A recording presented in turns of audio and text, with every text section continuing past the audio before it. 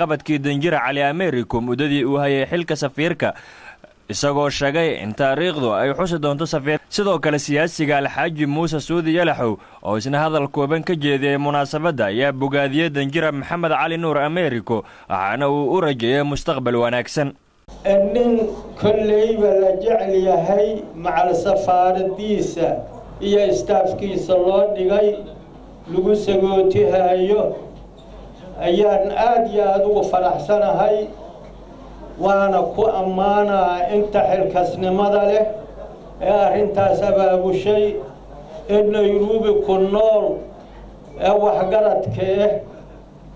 oo xasidiinta ahayn waa ku ammaana waana ku mahadsanyihiin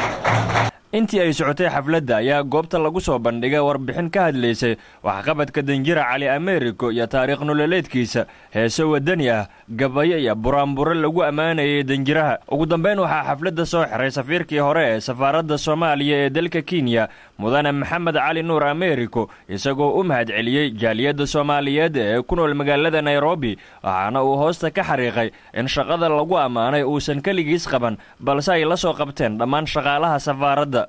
aad iyo aad baan idinka mahad celinayaa waxyaabihii aad sheegteen oo aniga lagu ammaanay waxaan rabaa horta meesha inaan ka sheego ka caddeeyo aniga kaligay ma qaban waxaa la qabtay shaqaalaha safaaradda oo dhan kaligay wax ma qaban karin hadda magacooda ma sheegi karo laakiin waxaan rabaa inaan xuso nin naga tegay inaan la joogin rasuulkii hore ilaahay ha u naxariistay Maxamed Cusmaan Edson aadan Edson ilaahay ha u naxariisto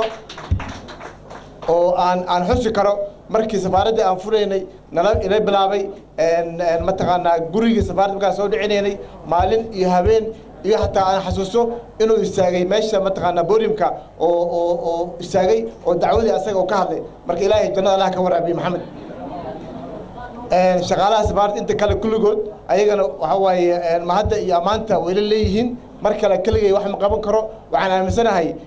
in ay hadda meesha shaqadan ka waday ay ka sii wada doonaan